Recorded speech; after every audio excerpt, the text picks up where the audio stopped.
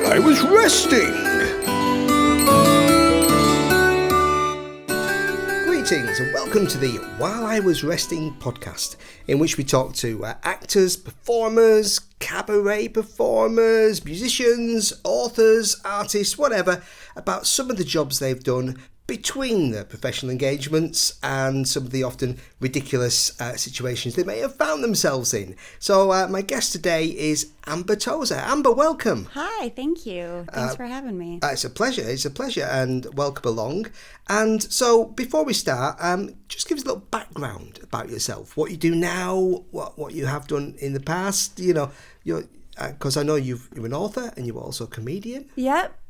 I started out in stand-up in New York in the early 2000s.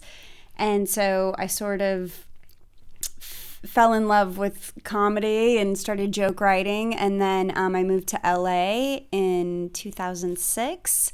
And I continued with stand-up, but I realized that I didn't like performing as much as I liked writing. So I sort of shifted out of performing and just sort of stuck to writing. And I ended up writing a memoir, and it came out in 2016. It's called Sober Stick Figure.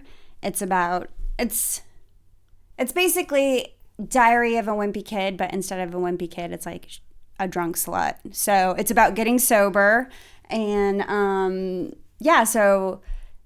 and now I live in England. Amazing. And what inspired you to use stick figures as the kind of device by which you told your story in this book? Because I've had a look through it. It looks great. The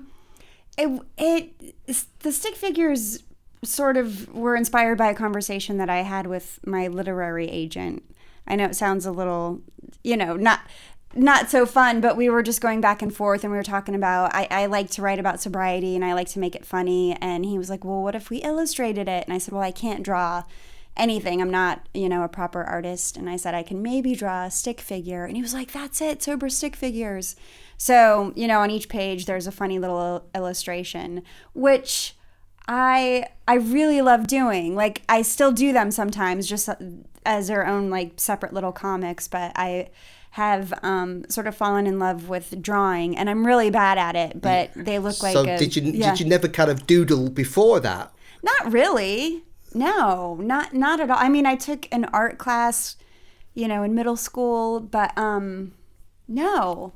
So, but if you read the book, you could see as the book goes on, I get a little better at drawing. Okay, so the first ones are a little simple, but towards the end they get a little bit Well, you don't really expect complexity from stick figures, so that's kind of okay, People probably get to the end of the book and complaining, like, oh, these stick figures are far too complex. I like to take it back to basics, So that's great. So, and what brought you to England? I married a Brit while I was... know. You know him. He's a friend of mine, yeah. Yeah, Tim. So while I was on my book tour, I was on BBC Radio Sunday morning show, and Tim Arthur was the radio presenter, and he interviewed me, and I ended up marrying him. So amazing. Yeah, so my book led me to Tim, and that's why I'm here. So... Well, brilliant. So, of course, the podcast is about some of the other jobs you've done. And I know Tim gave me a little heads up about some funny stories you've got involving, I believe, mattresses and dogs and all sorts. But any recollections you've got of some of the other jobs you've done, because obviously you were a comedian, and a lot of comedians take other jobs in to make a little bit of money between their comedy gigs, etc. Is there anything that just springs to mind? Well, probably the most random and insane job I had was when I had my own mattress business on Craigslist. Craigslist is pretty big over here, right? Yeah, Craigslist, for listeners who don't know, it's kind of like a kind of Gumtree thing. I don't think it's quite as big in the UK as in America, but people advertise on it, don't they? I think you can list things for free. Is that correct? Yeah, you can sell stuff, you can list stuff for free, you can find jobs, you can find anything on Craigslist. It was bigger, 10 years ago. Now there's other apps and stuff popping up, but when did I do this? I probably did this maybe 13, 14 years ago, and Craigslist was like the go-to place to buy used furniture, new furniture, whatever. So I had just moved to LA. I'll give you a little backstory of how it happened. Okay. So I had just moved to LA, and keep in mind I had like a major drinking problem. I'm sober now, but I just was like a little cuckoos. So, but very just like free spirited and up for anything. And so when I lived in New York for 7 years, and I spent a lot of time in office jobs. So when I moved to LA, I was like, I don't want to work in an office. Get me out of this. Get me on the beach selling necklaces. Like, I just had this fantasy of what Los Angeles would be and what kind of cool job I would get. Besides writing or doing stand-up, because you don't make money in the States as a stand-up, or, It's very hard to make money anywhere. Yeah. Unless you're a very famous stand-up. Yeah. Although the UK is very much nicer, even if you get like £50 for a gig. Like, they don't, that doesn't happen over there. So you're doing stand-up for free, and, so I was in LA, and I was sort of I had about a month to like settle in, and, I found an apartment with a friend of mine, and we were walking around West Hollywood. It was in West Hollywood, and we were walking down Santa Monica Boulevard, and we went into this thrift shop, a secondhand shop, and we walk in there, and the owner, this guy Martin, starts talking to us. He's like, he's from Brooklyn. He's like, "Hey, ladies, how you doing?" We're like, "Oh, hey," and well, we just moved here, and he's really chatty, and I was like, I was really young and just like, I wanted to meet everybody. So I was really open and being like, "Oh, we just moved here. I need a job. We're trying to, make it and stand up." And so he's like, "I'll give you a job." He's like, do you like mattresses?" I was like, "Yeah." He's like, "Do you like Craigslist?" I was like, love it, man. Love Craigslist." He's like, "All right, I sell mattresses on Craigslist. I do a little side business. I'll teach you how to do it." So I was like, yes, this is perfect. This is insane. This is random, possibly scary. I'm super into it. And my roommate was like, "You're crazy." I'm like, "No," but half of me was so interested in what it was, more so than like making money. I was like, I have got to see where this goes. So Martin, he's a little bit nuts. He teaches me how to sell mattresses on Craigslist. Where basically you buy from a wholesaler, jack up the price, and then sell it. But he would sell, but he was so, the way he did it was he would just sell one at a time, and he would post a story, like a fictional story, saying, he was like, "Okay, you buy from the wholesaler, then you post on Craigslist and you say, 'Oh, I bought this mattress for my brother who is moving to LA, but he changed his mind. So it's brand new, it's never been slept in, and I'm knocking off $100 because I just have to get rid of it.'" So he would like make up a story. I was like, why not just sell it? He's like, "Because people like to profit off of other people's misfortunes." Wow. Psychology. So, yeah, and it worked. So really? I was like, "Oh, okay." So I was like, "Ooh," so I get to use my writing skills. So I was selling one mattress at a time, and I'd make like $100 a pop. But I would have to strap it onto my car and drive it. So within a month of moving to LA, I'm not like making it big. I'm driving mattresses around strapped to my car.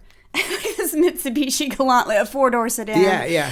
So I'd go to the wholesaler, strap it onto my car, and then drive it somewhere and make $100. Sometimes I'd make like $300 a day, which wasn't bad. But Martin is nuts. Like, he's a little cuckoo crazy. And so I'm doing a good job, and I think it's so funny, and I love writing these stories up, and but then Martin gets a little bit bonkers. He's like, "Are you selling these behind my back?" Because I would give him a cut of the money. Okay. So he would make a little, he taught me how to do it. So I would give him, I forget what the cut was. But, so he started to just get like, he'd be like, "I think you're selling them behind my back." He was really paranoid that I was ripping them off. And I wasn't. I was like, "Martin, I'm not." And, he just started to get really just calling me all the time and really paranoid about everything. And I was like, "You know what? I'm done. You're freaking me out. I don't want to do this anymore. I think you're a little nuts. Good luck." But he continued to call me like for 2 months, like every day harassing me, being like, I see these mattresses ads on Craigslist. I'm like, Martin, I'm done with the mattresses. Right. I'm done. It's like some Hollywood story, like Scarface, but with mattresses instead of cocaine. Getting like paranoid and obsessive. Yeah. I mean, it was out of control to the point where I started to get angry because I truly wasn't doing anything. I was looking for another job, and he just was harassing me. And I was telling my neighbor about it. I made a friend in my apartment complex, and I was telling her about it. And I was like, I think I'm just going to start selling mattresses again. It was good. He's really upsetting me. If he thinks I'm doing it, I'll do it. Do you know what I mean? Why not? Nothing to lose. Yeah. I was like, she's like, do it. I'll help you. I was like, we should start our own business. She's like, yeah. So this is getting to be like this sort of Glaswegian ice cream van wars. Yeah. And at the time, like, now if you go on Craigslist, there's loads of random mattress companies selling mattresses online. With stories? No. Okay. Just like normal. Your normal run-of-the-mill, like lower middle class mattresses. Yes, exactly. Yes, that kind of thing. But at the time, there weren't very many. God, when was it? Like 2007, 2008. So anyway, I was like, it's good money. I'm like, I sell them quickly. I said, but we got to get out of LA because this guy's crazy. And I think he knew where I lived, actually. So I was like, we can't do it in LA because Martin's nuts. He has a gun. Like one time I was driving around with him and he was like, open up the glove compartment, and there was a gun in there. And I was like, oh my God, this is so... Is that so freaky to you? Because guns are not I mean, over here, anybody with a gun is kind of strange. But the mattress guy having a gun, And being like, he just wanted me to know. He's like, open up the glove. I imagine him kind of using his mattress as like a silencer. Yeah. Yo, I've got a mattress here. Nobody will hear this. Why are there holes in all these mattresses? Blood stain on this one. Can't sell it. So anyway, I was like, we can't do it here. Her name was Leslie. And so we did some research, and she was from San Francisco, and she knew the Bay Area really well. She was like, we should try to sell them in San Francisco. But we couldn't find a proper wholesaler, so we ended up starting this whole operation where we would sell over the phone, like 25 mattresses over the phone. And our deal was, we'll bring it to your house, to people in San Francisco. And our ad was, it was proper. It was like, I think we had, what was our deal? We weren't doing one at a time. We were like, wholesale mattress company. We're overstocked. We need to get rid of 100 mattresses this weekend. Delivery included in the price. So it was like a little bit more legit. Yeah. So we found but still kind of shady. Yeah. So we found this wholesaler, Frank. His name is Frank. I don't know if I'll give him the name of the company, but so we go to this guy Frank in downtown LA, and he has like this pretty weird mattress company, and we're like, hey, we want to start buying 25 mattresses at a time from you. He's like, yeah, cool, place your order a week in advance and we'll get this going. So before you know it, Leslie and I posting ads on Craigslist, selling mattresses over the phone, creating this huge spreadsheet of our sales and our addresses and our delivery schedule. And we would buy them from the mattress company, buy 20, 25 at a time, load them up in a big U-Haul truck and drive them up to San Francisco, deliver from Friday to Sunday, and just make loads of cash. And we did that for years. Yeah. So there you go. But why did you stick with mattresses? Because if you think about it, you could have just picked anything. Like something smaller and not so heavy. You didn't need a truck. And I don't know, because I mean, you were kind of just in the world. I think I figured it out. Yeah. And it was so funny to me. I remember thinking, I knew it was insane. Like I would tell other people, they'll be like, you're nuts. I'm like, I know. But there was something incredible about it because we did make good money. And we should have had, it was slightly illegal because you need a furniture license. We needed a license that we didn't get, like a resale license. Okay. So we didn't do that. So it wasn't totally legit. But we would just say, I loved just selling mattresses to these people. And they'd call up and be like, yeah, I saw your ad on Craigslist. And I would just go into this I became like this mattress guru. And our deal was like, it's cash only. If we bring you the mattress and you don't like it, you don't have to buy it. So we'd show up to people's houses. We'd sort of lay the mattress down in the back of the truck. It had plastic on it. Yeah. And they'd lay on it in the back of this big U-Haul truck in San Francisco. And they'd be like, I'm like, it's medium firm. It's, it contours to your body. Good sales pitch. Yeah. But, I mean, we were delivering king double pillow tops up 6 flights of stairs. Right. And I would show up and I'd knock on the door and I'm relatively small. And, they'd open the door and be like, hi, we're here with your mattress. And they'd look over my shoulder being like, where are the delivery guys? Where's the big dude? And me and Leslie, this, tall, she's tall and gorgeous. I'm like, we're the delivery guys. And they're like, okay. So, yeah. And I was so into it for a couple of years only because it was a novelty. But then, when you're delivering mattresses for 2 years, you're like, all right, I've had enough. And then I quit drinking and I was like, I can't do this anymore. I'm too aware of what's going on. So, but yeah, I did that for a while. And yeah. And presumably going to lots of people, especially in like the Bay Area and stuff, you probably came across some unusual customers and clients in there, Yeah, I wish I would have kept a detailed journal.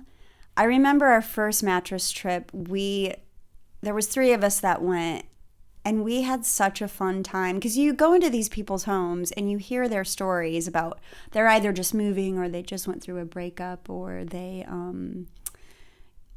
there's a story behind when you need a new bed, like you're getting rid of a bed. Okay. Could be sinister even. Yeah. If you're the movies, it's like, serial, like American Psycho. The first mattress I sold, the one in LA, I took it to this girl and she, it was a breakup, but her boyfriend got so drunk that he wet the bed. So he was like a big drinker and he kept wetting the bed. So that's why she needed a new bed. And that was the first mattress I delivered. But she told me all of her... All the life story? Yeah. God, I wish I would remember some more people. I mean, God only knows how many mattresses we sold. And at first it was fun, but after a couple of years of doing it, you get a little jaded and you're in and out. Do you know what I mean? You're like, I've been in this business for a long time. I don't want to hear your sad story. Yeah. Where do you want it? Where do you want it, lady? It came really hard. The bitter mattress person. I got 10 other deliveries a day. I don't want to hear your sob story. So that's great. So did you have any kind of regular mattress clients where you were thinking, why is this person always getting a new mattress? We did, but it wasn't weird or shady. We had this amazing woman who furnished apartments. She worked with a letting company or something. Okay. But sometimes she would order 10 at a time. It was amazing. But it wasn't anything weird about it. She just needed to, cheap furniture to furnish apartments for her job. But there wasn't anyone who kept ordering one at a time for shady reasons. Mm-hmm. Not that I remember. Yeah. But yeah. But it's a good thing to learn. It's a good moral from this story. As if you want to try and sell something, have a backstory. Oh, yeah. Have a bad luck story. Oh, yes. Yeah. That's it. If you're selling your car, it's like, oh, yeah, this was a car and somebody left the engine on in the garage and died from the smoke fumes. And somebody's going, wow, I've got a real bargain on this car because it's a tragic car. Yeah. You could go that so far with it, You get some sort of emotional hook in them. Yeah. Yeah. There you go. Lesson learned. Mm-hmm. Lesson learned. So apart from being kind of part of this sort of West Coast mattress mafia, What some other things have you done in between your kind of regular outings? After the mattresses, I used to house sit and dog sit a lot. I would, people would pay me to stay in their homes and or look after their pets, and I always loved doing that. It was just like a fun little adventure. It was sort of like a weekend getaway. And my friends' parents were going away to Europe for 2 weeks, and they called me to look after their dog and their house while they were away.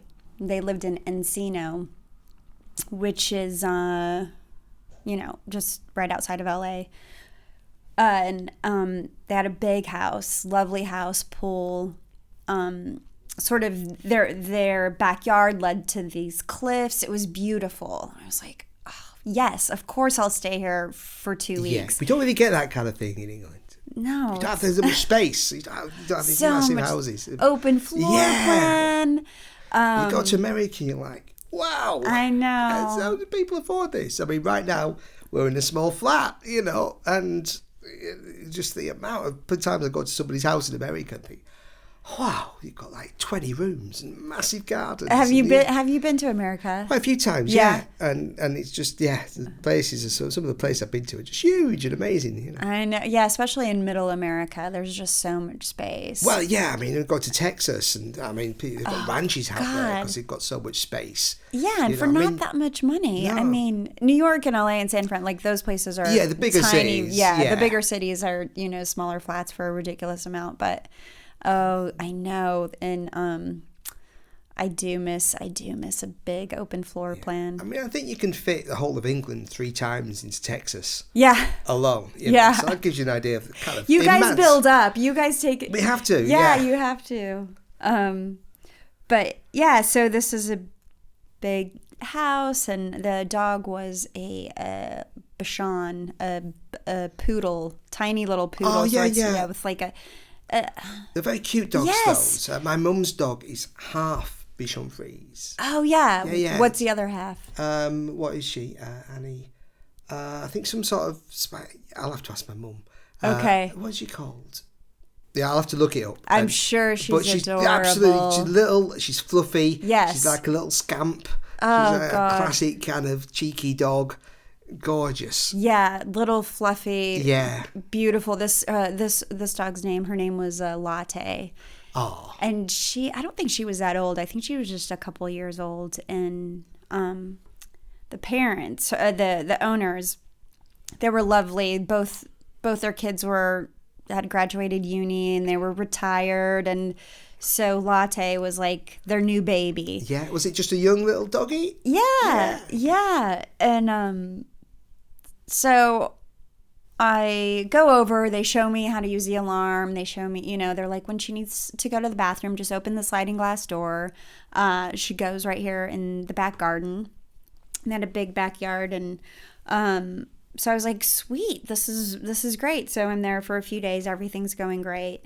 And this is sort of important to the story. I had quit drinking, so I was like 6 months sober. So I was still a little just fragile and a little just emotional and raw. But that'll come in later. So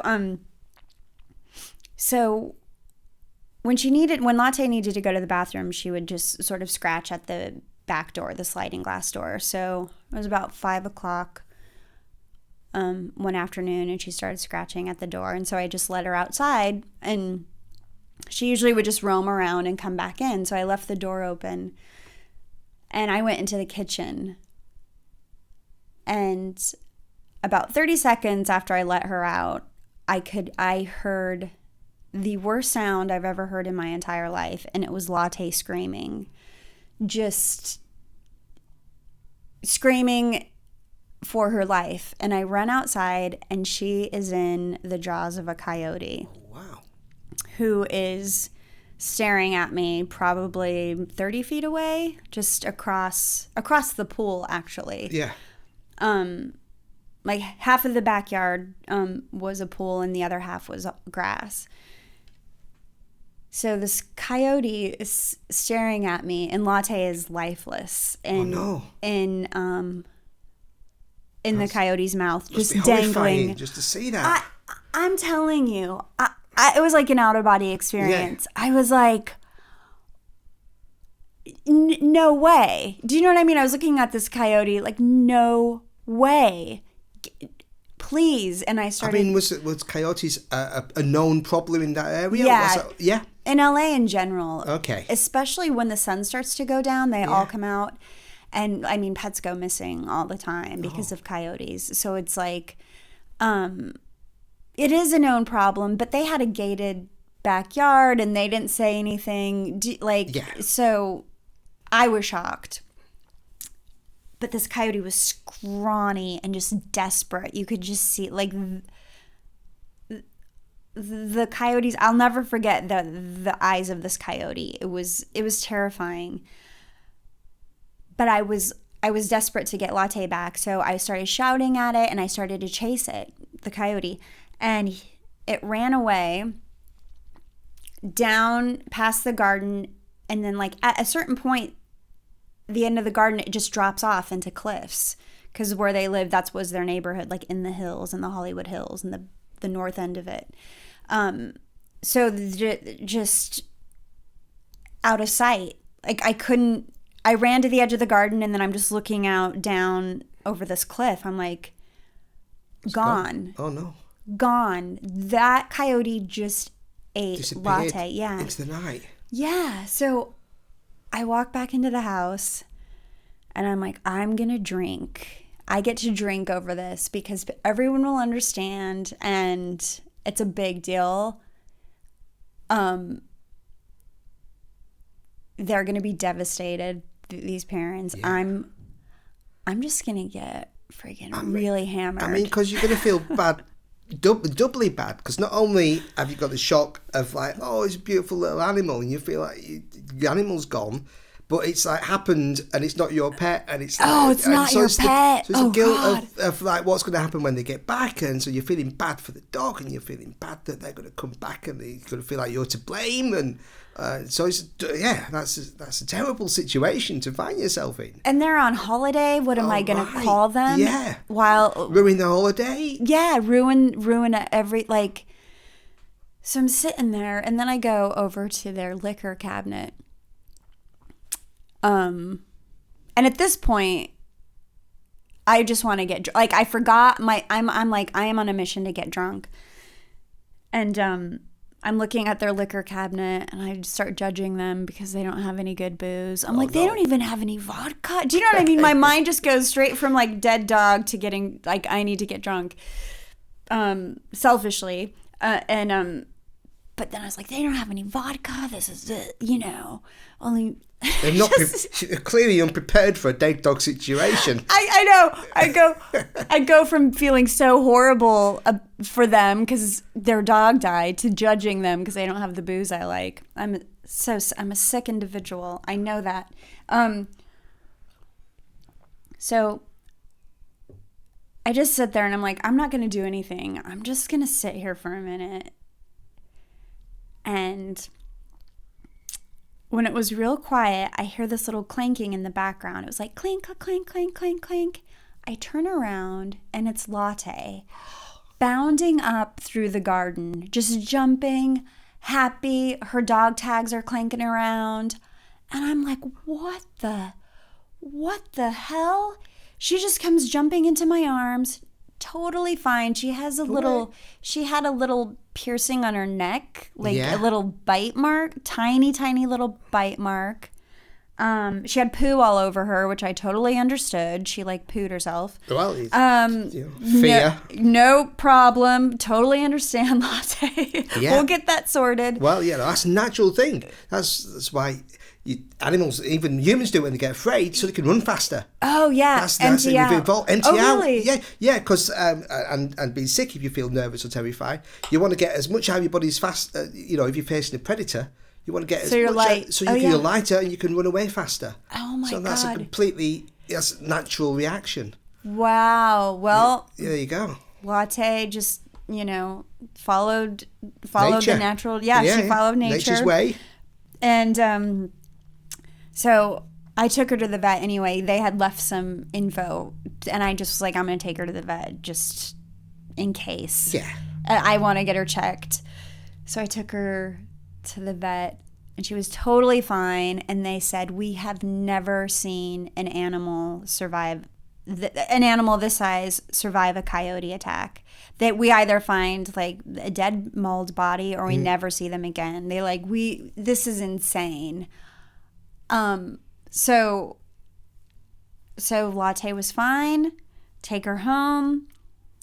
I didn't call them. I was like, there's no reason for me to call the parents because she's fine. So when they got home, no. They just, yeah. They were like, hi, how are you? I was like, how'd it go? How was Latte? I said, everything was great except she did get attacked by a coyote and went missing for like 5 to 10 minutes. But I told them the whole story. Yeah. And they were like, oh my God, we can't believe it. They gave me an extra $100. So I was like, thank you. Nice. And did you tell them to improve their drinks cabinet in case of future situations? Yeah, sort out your drinks. Offense and also vodka and white wine. Yeah. But they were really thankful and grateful, and they did install like a taller fence. They did something to their backyard to make it ensure coyote proof. Yeah, they coyote proofed their backyard, but because it's just not something we tend to think about in England.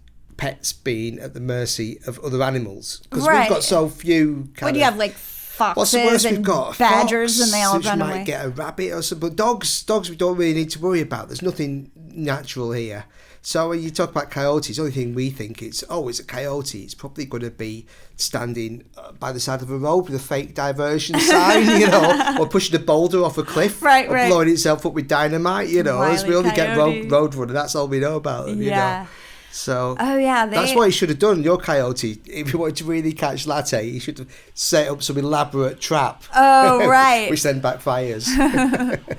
Yeah, I mean, the coyotes are everywhere in LA. You see little dogs with these vests on with little spikes on them. So these little people put little spiked vests on their...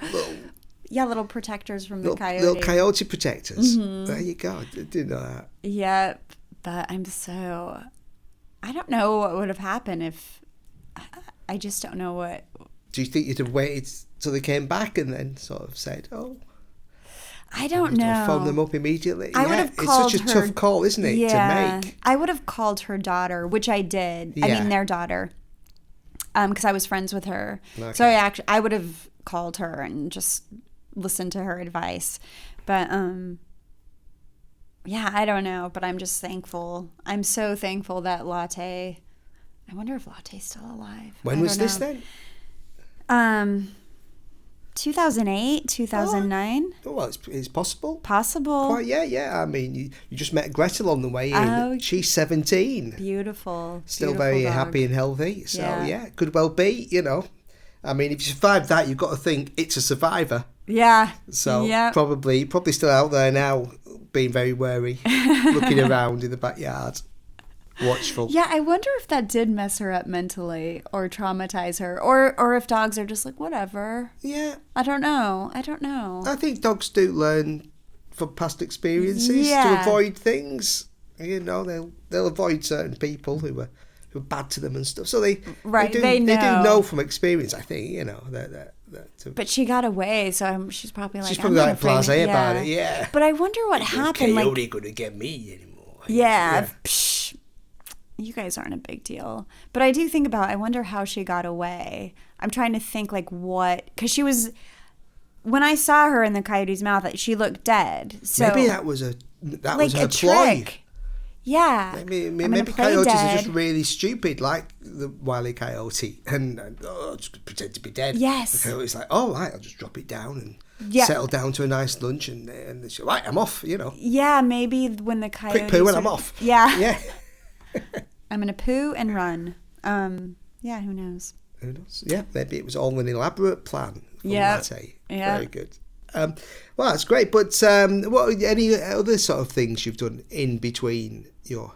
Because you say you were a comedian. How long did you do that for? I was a stand-up off and on for about, I'd say 15 years. Yeah. And I wasn't consistent with it. So I think the first 5 years I really had a good go at it in New York, and I had a lot of fun. And then once I moved to LA, I sort of shifted. Which would you say was the better comedy scene? New York. You kind of imagine that. Yeah, it just felt more like a community. It Yeah. felt like everyone was friends, everyone was helping out. It was just be like, oh, you got to do the show. It was very friendly and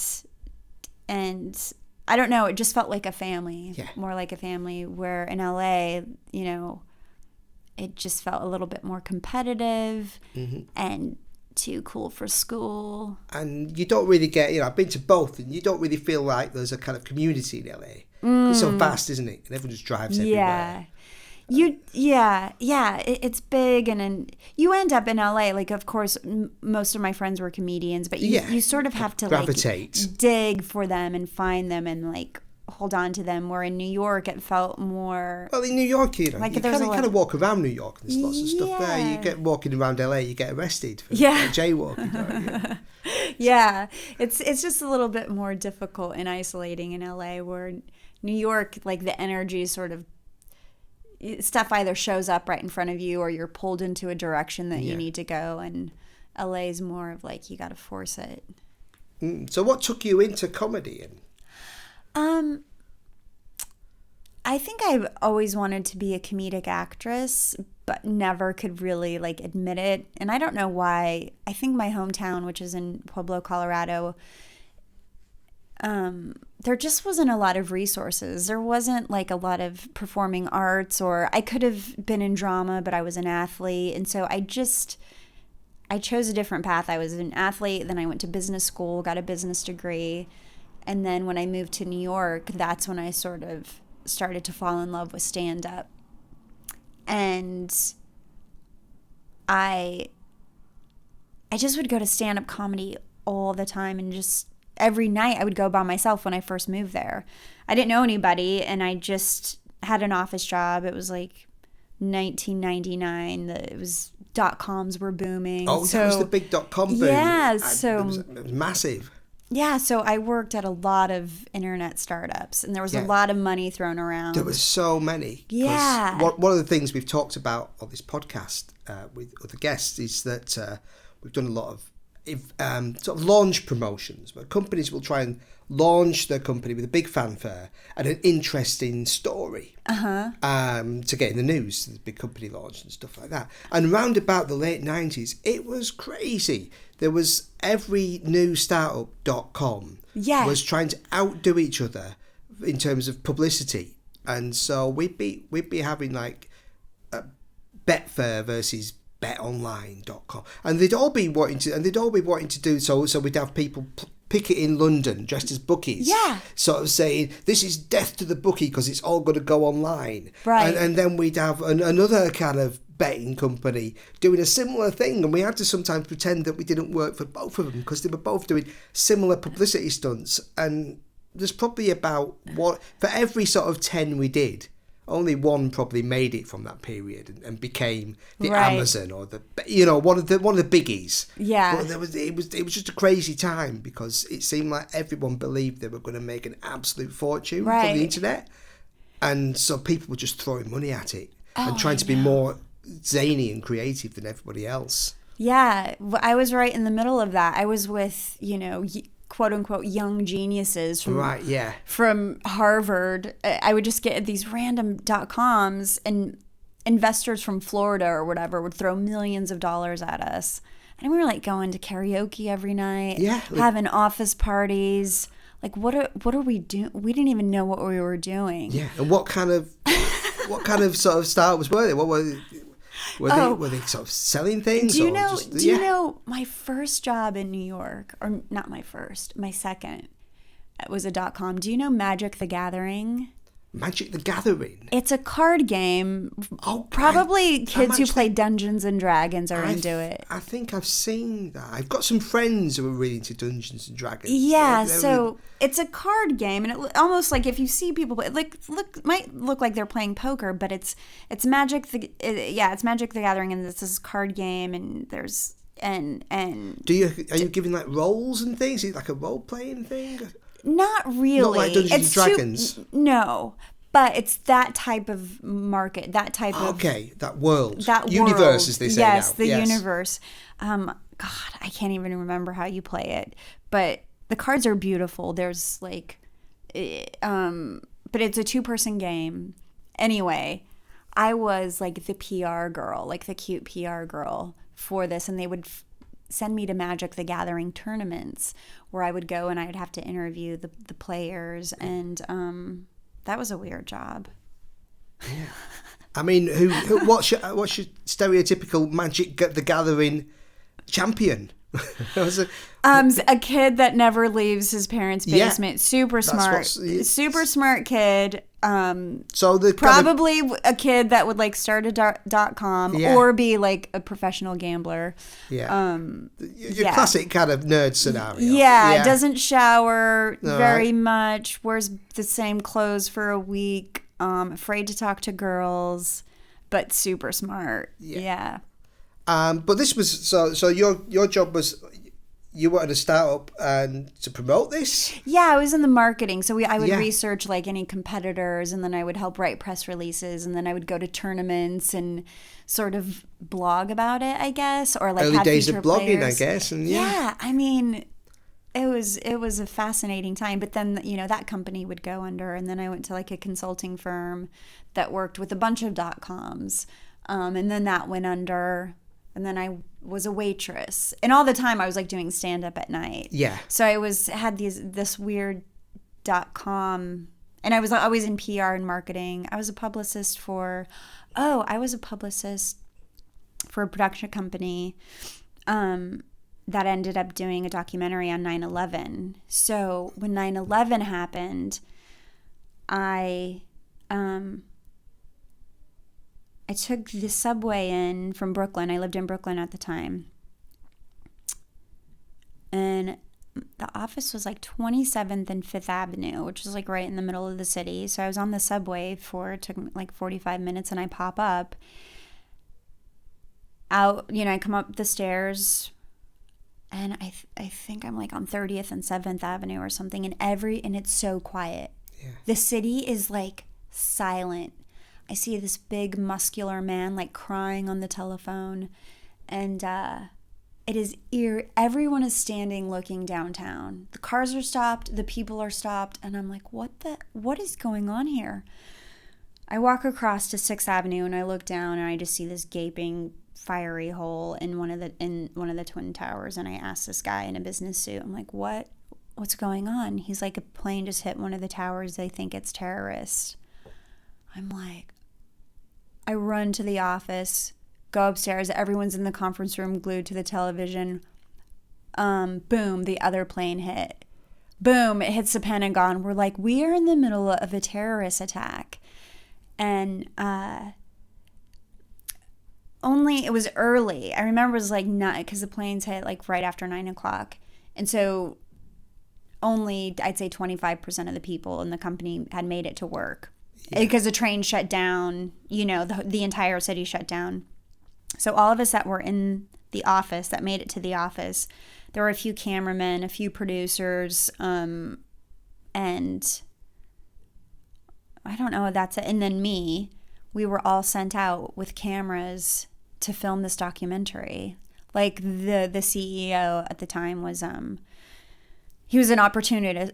He was an opportunist, of course. He wasn't like, let's all be careful and go, is everyone okay? He was like, get as close to ground zero as possible. So anyway, so I was sent out on 9/11 the whole day, and I don't know how to work a camera, so I partnered up with a cameraman, and it was that was another out of body experience. I thought I was like floating out of myself all day long. Just in the city, people were just walking uptown nothing was working, but everybody was lovely. And it was such, everyone was being so nice to each other and talking. And part of me was like, I don't want to be involved with this documentary because I don't want to, my job was to try to get people to talk, like to do interviews. Mm-hmm. And part of me was, I didn't want to do that. I didn't want to be like, you're feeling like shit. And what did I'm going to exploit you for a second. I'm going to try to, get you to cry on camera. And then the other half of me was like, well, document this because, 20 years from now. It's a world-changing event. Yeah. It's important. It's very important. So I had this like push and pull. But anyway, that was like an insane experience. I guess that's the thing many journalists have to face when you're dealing with tragedy. It's like the importance of documenting it so people can see what's happening versus the kind of impulse not to be intrusive, right. Or to have to feel for the people involved. It's a terrible dilemma, I guess. Yeah, it was bonkers. But it must have been it's such a life-changing time being in New York at that period. Because how do you forget that, or not forget it, but move on from that, and just can't imagine being there on the day and seeing something like that. Yeah, I just remember it being really quiet for a while, really quiet and slow, and people were like looking at each other, and it didn't have that like hardcore energy. No. But in a good, kind, calm, loving way.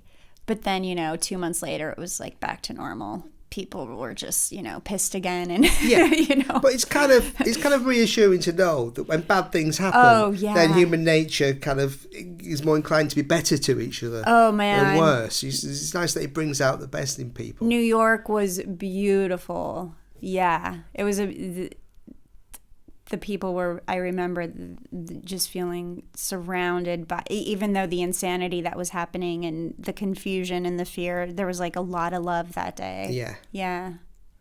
And did the footage get used? Did it become a documentary? Become like news footage? Yeah, it's called 7 Days in September. Okay. Yeah, and I left the company before it came out, because I had to log so during that time, so we filmed a bunch of stuff, got a bunch of interviews, like bought footage from other people that were filming that day, and it was just not a good experience because there was just like a lot of fighting and like politics going on over this thing, and I had to log the footage, so I had to rewatch all these interviews from people who were crying and just like log it word for word what they were saying, sort of transcribe everything. Yeah. And I started to go a little cuckoo, and I ended up leaving during like post-production of that. But anyway, it did come out, and it's called 7 Days in September. Oh right, I think it was on A&E. Yeah. Okay. Yeah. Will it be found online? I don't know. I think so. If we can find it, I'll post some links in the old podcast description. Okay. Do that, yeah. That'd be interesting, yeah. Yeah. So, yeah. And then you were doing. And so, what made you become a writer? And what was the shift from comedy to writing? When I quit drinking, I sort of got really clear on what I wanted, or I was aware enough, and I was like focused enough to pay attention to what I really wanted to do. And although I love comedy and joke writing, and I just didn't want to be on stage every single night anymore. And I loved it. I thought, well, maybe you just need to drink and then you could be on stage.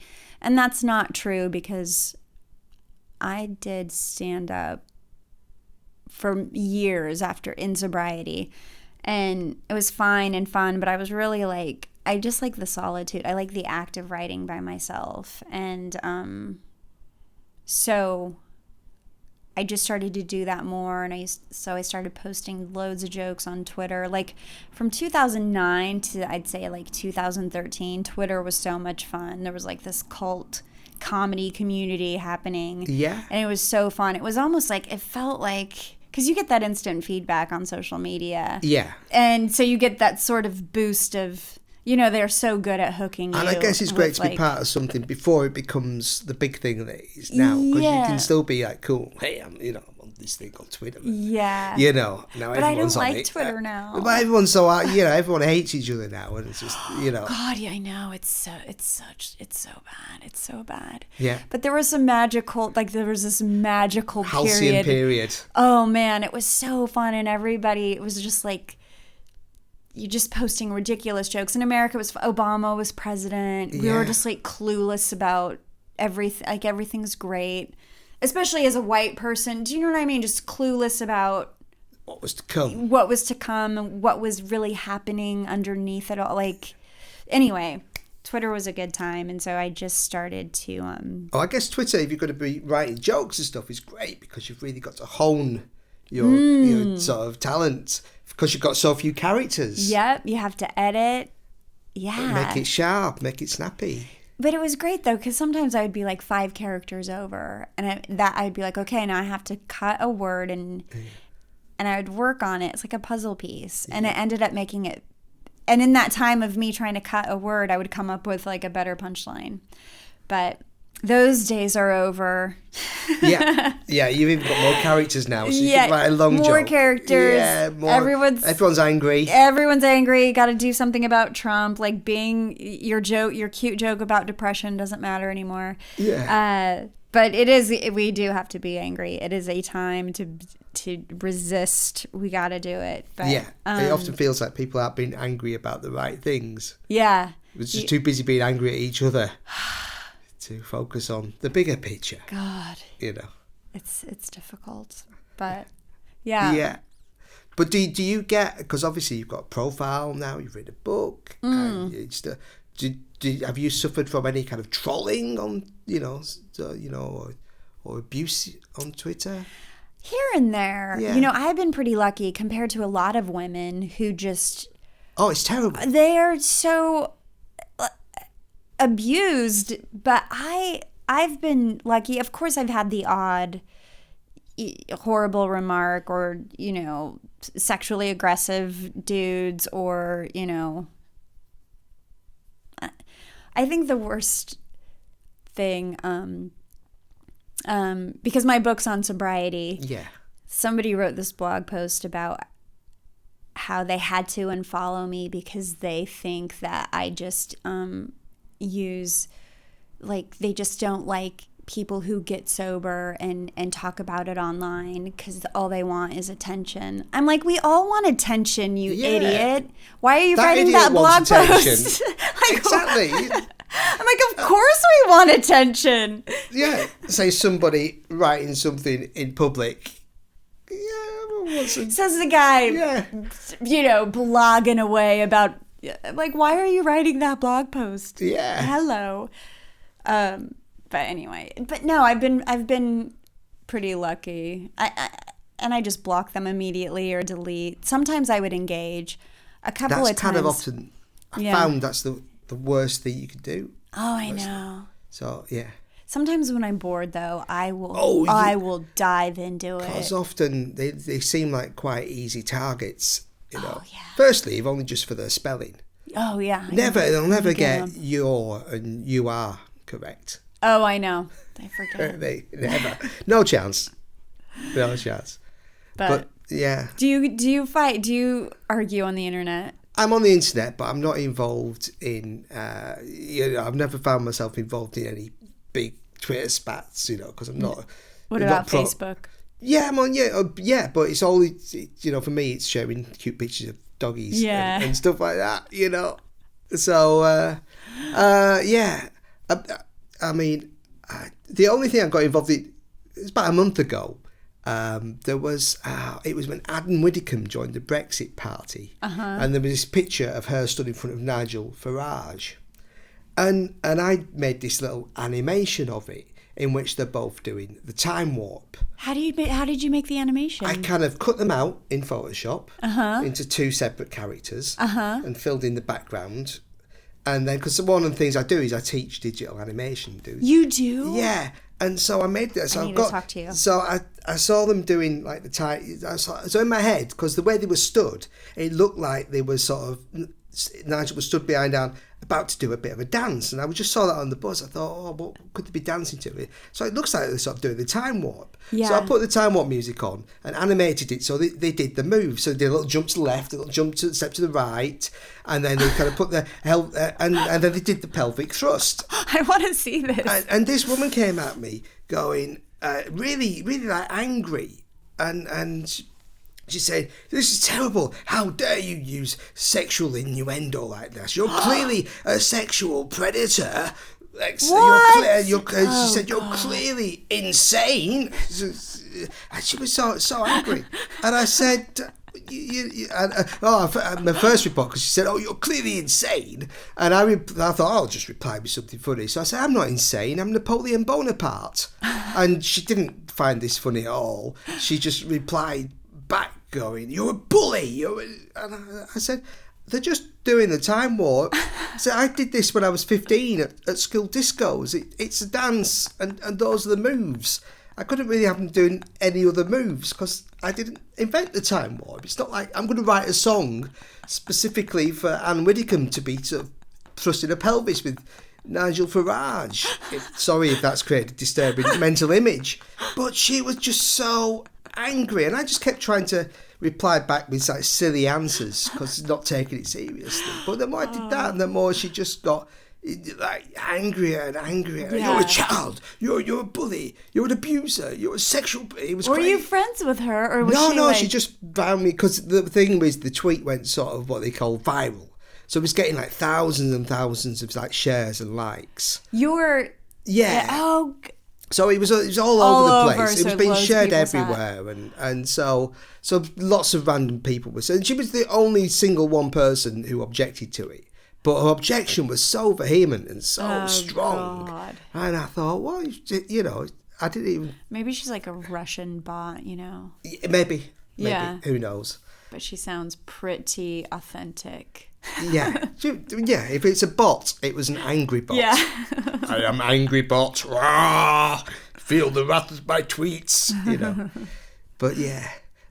So it answers your question. I'm on social media, but that was the only sort of one time I felt the I kind want to of see wrath. this video. Oh, did you post it on Twitter? It's on Twitter. Okay, yeah, I'll okay. show it. I think it's on my. I've made one of those little moments that they do, playlists. Oh, okay. And I've called it World of Brexit. I'll and check I've got it out. lots of little silly kind of videos about the current political situation. So I love that you do digital animation. it's great fun because you can. The nice thing about it is you can see something, a picture or something in the news, and you can just think, "Oh, I'll animate a little funny little 10-second video from that picture and put some music, or whatever." Oh, I want to see your work. After this. Yeah, I've got some really, quite a few of them. There was one with when Theresa May was doing that sofa speech that she did, and I've got like people popping up the sofa behind her, like Boris Johnson pops up, and every time somebody pops up, there's like canned laughter